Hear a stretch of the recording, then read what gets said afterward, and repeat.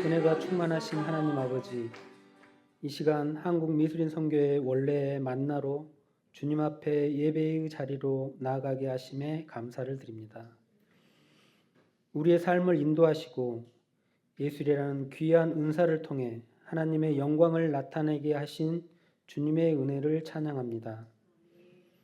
먼저 신입회원들의 아트랜스 로지전과 임원들과 6명의 청년 작가들이 정성껏 준비한 부활의 기쁨전을 은혜 가운데 잘 마치게 하신 하나님께 깊은 감사를 드립니다.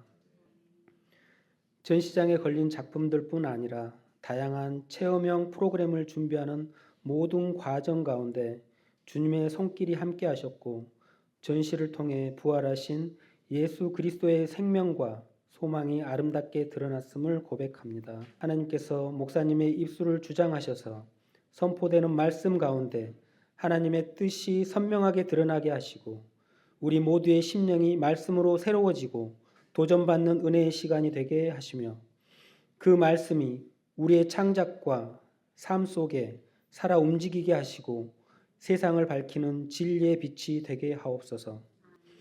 우리 선교회가 시대 속의 부르심을 따라 말씀 위에 굳게 서며 예술과 선교가 하나 되는 귀한 통로로 사용되게 하옵소서.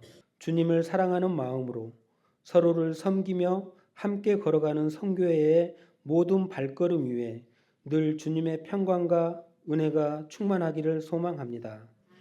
감사드리며 우리를 구원하신 예수 그리스도의 이름으로 기도드립니다. 아멘. 요한복음 12장 1절부터 8절 말씀입니다. 6월절 엿새 전에 예수께서 베다니에 이르시니 이곳은 예수께서 죽은 자 가운데서 살리신 나사로에 있는 곳이라. 거기서 예수를 위하여 잔치할세 마르다는 이를 보고 나사로는 예수와 함께 앉은 자 중에 있더라. 마리아는 지극히 비싼 향유 곧 순전한 나드 한 근을 가져다가 예수의 발에 붓고 자기 머리털로 그의 발을 씻으니 향유 냄새가 집에 가득하더라. 제자 중 하나로서 예수를 잡아줄 가롯 유다가 말하되 이 향유를 어찌하여 300데나리온에 팔아 가난한 자들에게 주지 아니하였느냐 하니 이렇게 말함은 가난한 자들을 생각함이 아니요 저는 도적이라 돈깨를 맞고 거기 넣는 것을 훔쳐 가미러라. 예수께서 가라사대 저를 가만두어 나의 장사한 나를 위하여 이를 두게 하라. 가난한 자들은 항상 너희와 함께 있거니와 나는 항상 있지 아니하니라 하시니라. 아멘. 여러분 반갑습니다. 오늘 마리아의 향유라는 그런 제목 가운데 그 우리의 사명이 뭔가 이제 이것을 좀 돌아보기 위해서 이 말씀을 준비했고요. 오늘 이 12장에 나오는 이 말씀, 그러니까 베다니에 그 베다니가 있고 벳바게가 있고 그렇습니다. 거기가 그 예루살렘에서 한 2km 거리, 가까운 거리입니다. 그 마을에 이제 예수님이 이제 자주 들리셨겠죠. 남자라면 성인, 그러니까 13세 이상인 남자라면 누구나 다 1년에 3차례 예루살렘에 올라야 합니다. 그 3차례 예루살렘에 올라가는 때가 언제냐면 6월절을 시작을 해서 무교절로 이어지는 그 한 주간, 그렇죠? 그 다음에 그 가운데 또 초실절이 있고 그 초실절을 계산해서 그 언제죠? 50일 되는 오순절을 기해서 오순절에 또 한 번이 가야 되고, 그리고 가을에 그 수장절, 나팔절이라고 해서 그 디스리월 그때 이제 올라갑니다. 거기서 그 디스리월 10일에 그때 이제 뭐라냐면 이제 그 속죄일이 있고, 그래서 그때 그 두 염소를 잡아서 하나는 아사슬을 위해서 광야로 보내고 한 마리 염소는 번제로 드리고 그 피로 그 지성소에서 대제사장이 딱 한 차례 가서 그렇게 붓는 날입니다. 그래서 그렇게 마치고 나서 15일이 되면 그때 초막절 또는 장막절이라고 하는 그 절기를 보냅니다. 그래서 그 7차례 그 행사를 하기 위해서 3차례 꼭 가야 됩니다. 거기에 빠지면 이제 백성들 가운데서 끊어질 것이다 하는 말씀이 이제 그리에게 있는 말씀이고요.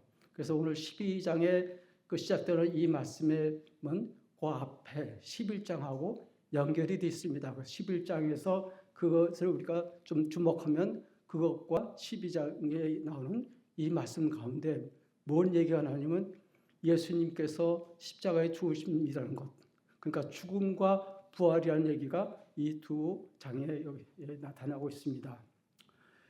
그래서 이제 오늘 이 말씀의 배경은 그러니까 베다니 여기 그 마리아가 예수님께 그 향유를 갖다 쏟아 발에다 붓고 머리털로 닦아내 드렸던 이 사건은 왜 갑자기 이런 일이 생겼냐면 이것이 어느 날이냐면요.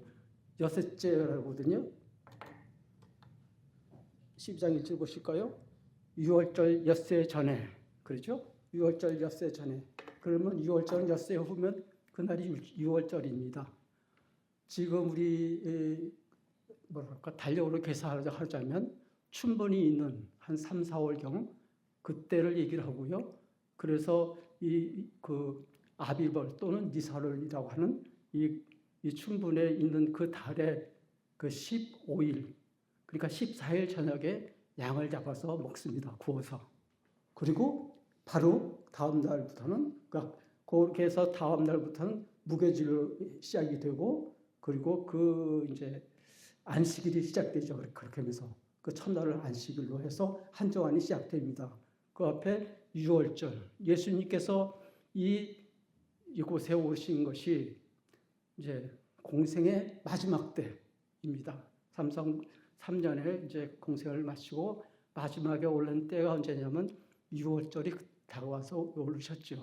그러니까 6월절에 그 참석을 하려면 그 6월절 절기에 참여를 하려면 그 6월절 그러니까 무교절이라는 일주일 기간이 있지 않습니까? 그래서 미리들 올라옵니다.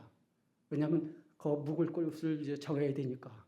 그래서 예루살렘은 뭐 그냥 사람들이 바글바글하고 그러니까 이제 그 예루살렘 바깥에 그 베단이라든가 벳박이라든가 그 이웃 마을에 거기서 이제 민박들을 하지요. 그래서 그 민박을 합니다. 그리고도 거기에 이제 마땅치 않으면 그냥 겟세마네 동산 같은 데서 그래서 이제 뒤집어 쓰고 그냥 여기서 밤을 보내고 어쨌든 그렇게 붐비는 때인데 예수님께서 일찍 올라오셨어요. 오셔서 어떤 일이 있었냐면 베다니에 이제 자주 들리시니까 그리고 유난히 사랑하셨고 이 베다니에 이 누구죠?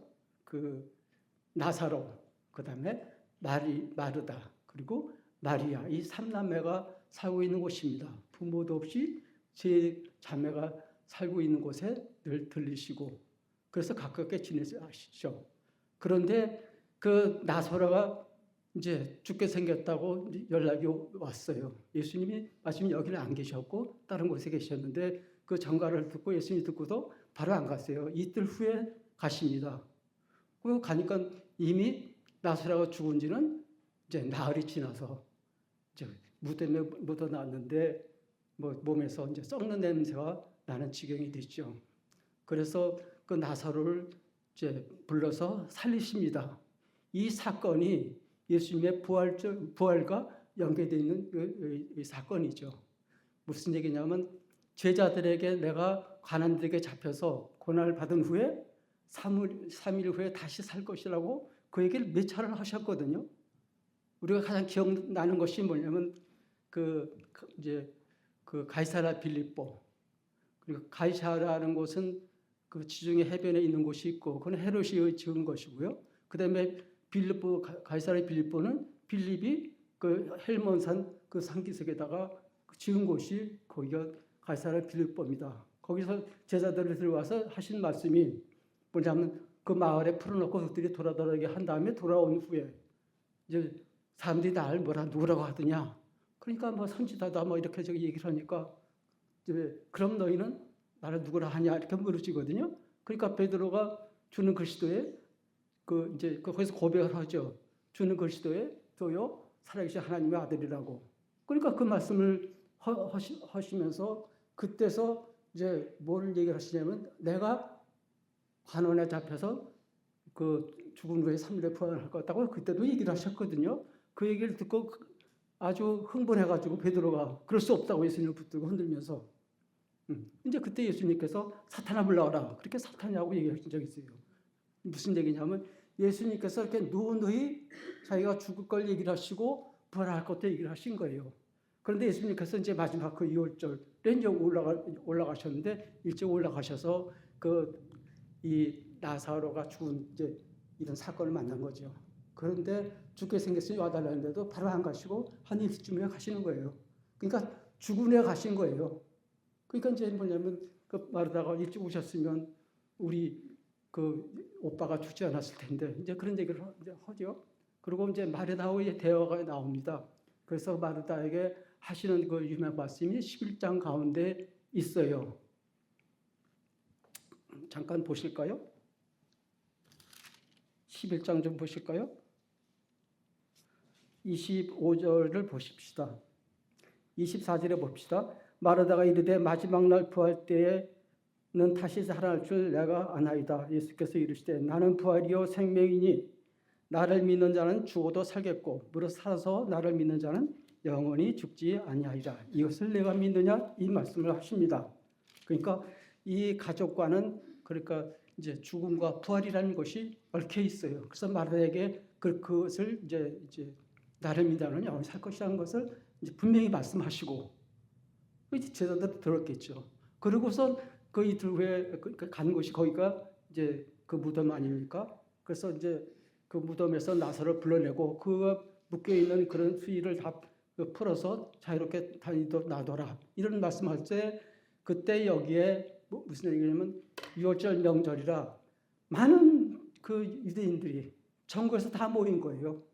그래서 1월 3일 뭐 버글버글하고 또 인민가도 버글버글하고 그 나사로가 죽었는데 살아났다는 이 소식에 사람들이 그냥 또 몰려들어가지고 기가 막힌 일이죠.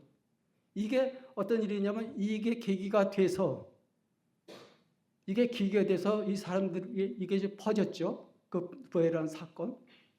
그리고 그런데도 이 제자들은 깨닫지를 못하고 있었던 것이죠. 이 중에 누군가 하나가 이제 저 바리새인에게 갖다 일러 바칩니다. 그랬더니 이 얘기가 이제 대제사장 귀에 들어가가지고 공회가 소집이 됩니다. 이 문제를 어떻게 할 것인가. 그러거든요. 그래가지고선 그러니까 거기가 사내들이 공회라는 건 사법기관이거든요.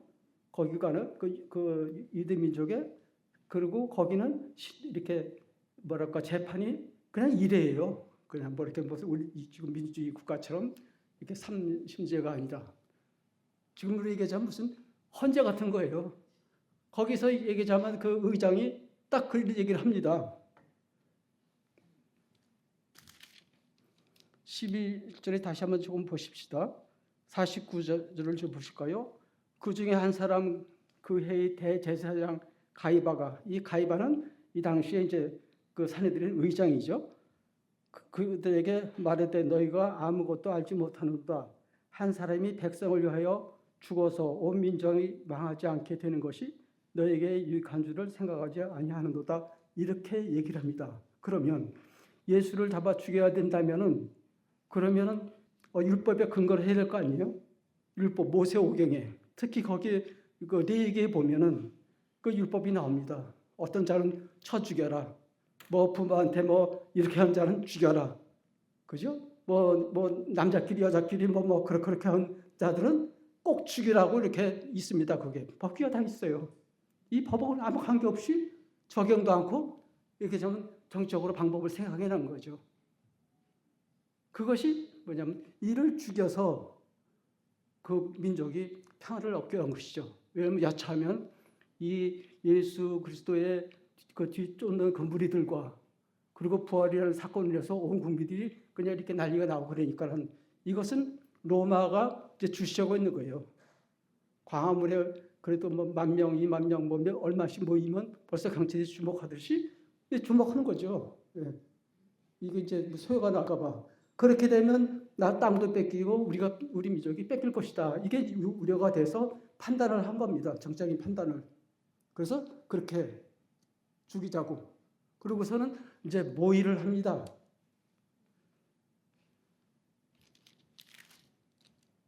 53장 보실까요? 11장 53절. 이날부터 그들이 예수를 죽이려고 모의하니라. 그러니까 산헤드린 공회가 모의를 거예요. 공모를. 예수를 죽이겠다는 모의를. 그러니까 불법이죠. 법적으로 이게 경을 이미 벗어난 거죠. 이런 배경에서 그러니까 이렇게 해서 나사로가 살아났다는 이것은 뭐 이미 다 퍼져서 알대로 알고 당황한 이 산헤드린이 이거를 결정을 이제 한 것이 이제 그겁니다. 예수를 잡자. 그렇게 해서 신고도로 하도록 해요. 그래서 신고를 하게 해서 신고를 접수받은 것이 그게 누굴 통한 거냐면 가룟 유다, 예수님의 제자가 배신해서 갖다 그냥 그렇게 했잖아요. 그래서 예수님께서 처형되는 사건이 벌어집니다. 그래서 오늘 12장에 여기에 나오는 말씀은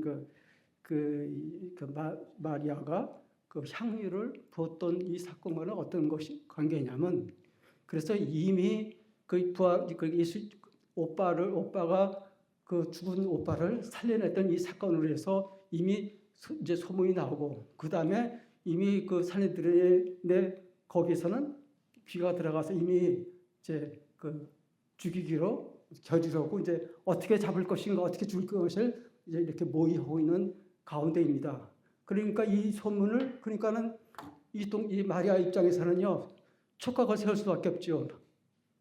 자기 오빠를 살리신 이 주님이 이 엄청난 사건인데 이렇게 해서 예수님께서 어쩌면 잡혀서 죽을지도 모르겠다는 것을 이미 예감을 하고 있었던 거예요. 그래서 잔치를 벌린 것입니다. 12장 보실까요? 2절에 거기서 예수를 위하여 잔치할세. 왜 잔치를 합니까? 시사하듯이 늘 하면 되는데 잔치를 벌려요. 어쩌면 다시는 뵐 수 없는 주님일지도 모르는 생각에 잔치를 벌리는 것이죠. 그리고 마리아는 그 순전한 나드 한 근을 가지고 그 향유를 가지고 와서 예수님 발에 붓고 그렇게 머리를 닦아드릴 때에, 그때 이것을 주목하고 이제 바라는 사람이 누가냐면 가룟 유다죠. 성경에는 사복음서를 다 뒤져봐도 가룟 유다 말은 이게 처음입니다. 딱 한 번 나오고 그만이에요. 이렇게 딱 한 번 이렇게 나와서 이제 발언을 합니다. 딴 데 가만히 있던 이 가룟 유다가 뭐라고 합니까? 그걸 팔아서 300돈을 팔아서 되는 것을 팔아서 가난한 자에게 나눠주면 얼마나 유익이겠냐, 이 얘기를 하는 것이죠. 그러니까 그 제자로서 이제 가룟 유다에는 그 나드 한 분이라는 그 엄청난 귀한 것, 이것을 이제 얼른 돈으로 생각하고 그 다음에 가난한 자들에게 나눠주면 좋겠다는 이 얘기를 해요. 물론 뒤에 이 성경이 얘기하자면 이 사건이 있은 오랜 후에 요한복음이 쓰여지면서 요한이 그때 가서 붙인 말이 뭐냐면 그는 도적이었다 이렇게 얘기를 하거든요. 그러니까 당신은 도적인지 뭔지 그거 모르죠. 어쨌든 그런 발언을 적에 우리 생각해 보면 어쩌면 그에게 맞을지 몰라. 예수님이 죽으실 것인데 그거 뭐 거기다가 그 비싼 걸 갖다 쏟아부어 그거 갖다가 그냥 팔아서 300다나리면 엄청 큰 돈입니다. 그러니까 300다나리라는 것은 300일간의 그 인건비예요. 그 노동력 얘기자면 노동시장에서 사람들 하루 쓰면은 그 비용이거든요. 그러면 그 300일이면 1년 365일 아닙니까? 안식을 빼고 나면 1년 꼬박 모으는 돈이에요. 1년 꼬박 그 당시에 1년 동안 내내 그렇게 일할 만큼 그렇게 노동시장이 있지 않았던 것이거든요. 요즘 같으면 건설 현장에 있는 것도 아니고, 저는 양평에 살기 때문에 거긴 늘 뭐 아파트 쪽에 주면 건설범이 있는데도 거기에 보면 아침에 가면 인력시장에 사람들이 모여드는데 다 그렇게 가지는 못해. 뽑혀가는 거 나머지 그냥 집에 가는 거예요. 일을 못 하는 거지. 그런데 그 고대사에 무슨 그런 일이 있었겠습니까? 그러니까 이 마리아가 그 돈을 모았다면요, 자기가 어려서부터 모은 돈이에요. 나이를 보자면 이제 셋이 다 아직 결혼을 안 한 상태니까 보니까 이제 마리아는 제일 어리니까 한 16살 되지 않았나 그런 생각이 듭니다. 어쨌든 그렇게 해서 모아주고 그 다음에 이제 그 10대 후반이면 그 당시 이제 고대 사회다 결혼을 했으니까 결혼 작업으로 모았는지도 몰라요. 이걸 갖다가 그냥 쏟아본 거예요. 뭐냐면 그 오빠를 살리셨고, 그리고 예수님께서 죽을 것이라는 걸 예감했기 때문에 그래서 예수님께서 하시는 말씀이 그냥 놔둬라 그런 얘기를 하세요. 내 장래를 예비하는 것으로 보시는 거야. 그래서 그걸 가진 것을 그냥 놔둬라. 장래에 쓰도록 그렇게 놔둬라. 그런 말씀을 하십니다. 그래서 이 말씀 가운데 우리가 생각할 게 뭐냐면 예수님께서 저희를 위해서 죽으셨고 하나님께서 자기 가진 것 전부 주셨어요. 자기 아들이라는 것을 십자가에 매달아서 우리를 위해서 주셨어요. 우리가 뭐 이쁘고 잘나서가 아니지 않습니까? 우린 죄인이고 우리가 마땅히 그렇게 십자가를 지어서 이렇게 멸망받을 수 없는 우리를 대신해서 예수님께서 죽으시고 하나님께서 우리에게 전부 주셨는데 이제 마리아를 생각을 하는 거죠. 우린 뭘 받았는가? 이제 여러분들이 다 받은 거 있죠. 저도 받은 게 있습니다. 저는 가진 재산 없이 결혼해서 살지만은 그래도 이것을 이제 그 은혜를 깨닫고서 내가 드릴 수 있는 건 주님께서 내게 주신 은사가 있으니까. 그래서 이날까지 제가 작품을 그러니까 대중이 좋아하고 팔릴만 하고 화랑에서 인기 있고 이게 관심이 아니라 어떻게든지 작품을 통해서 하나님의 은혜와 사랑을 증거하고 드러내고 복음을 전파하겠다는 생각이 저는 그밖에 없어요. 그래가지고 그림을 그리고 이날까지 살아요. 딴 것도 안 하고. 물론 젊은 시절에 한 10년 대학에서 강의도 하게 됐지만은 그거 제가 어쨌든 이날까지 나이가 저도 한 2년 있으면 80이 됩니다. 어쨌든 이르기까지 제가 끊임없이 이렇게 작업을 해왔습니다. 왜냐하면 제가 드릴 수 있는 게 그거고 제가 부을 수 있는 것이 이제 그 마리아의 향유 같은 것이죠. 그래서 이 시간에 여러분과 저희 이렇게 같이 얘기를 나누고자 합니다. 여러분께서는 그렇지는 안 받으셨나요? 여러분께서는 하나님께서 그렇게 귀한 달들을 은사를 주시지 않았냐고요. 그런데 여기 마리아 보면 뭐라고 되어 있냐면요. 순전한 나드 한 근을 가져다가 이런 얘기를 하고 있습니다. 순전한 나드입니다. 아주 순수하고 작고도 안 섞인 그것이거든요. 그래서 최소한 우리가 하나님께 드릴 수 있다면 순전한 나드를 드려야 옳지 않겠다는 야하는 생각이죠. 그래서 여러분들은 이제 그림 그리는 얘기자면 그런 은사로 이제 이 땅에 살도록 부름 받았기 때문에 그래서 여러분의 작업이 정말 순전한 나드가 되기를 저는 바라고 또 제가 제 자신에게 그렇게 바라고 그런 각오로 제가 작업을 하고 있습니다. 그래서 웬만한 거 제가 모임을 다 끊고 그다음에 그 정도 다 끊고 혼자 이렇게 이제 외롭게 작업하는 것이 그런 이유거든요. 물론 여러분이 저처럼 그렇게 하는 얘기는 아니지만 그러나 우리가 적어도 작품을 대할 때만큼은 정말 순전한 한 나드가 되기를 바라면서 오늘 이 말씀을 전하고 있습니다. 감사합니다. 기도하시겠습니다. 고마우신 하나님, 저희들이 무엇이 가는데 저희들을 구원하시고 그 골고다 언덕 십자가에서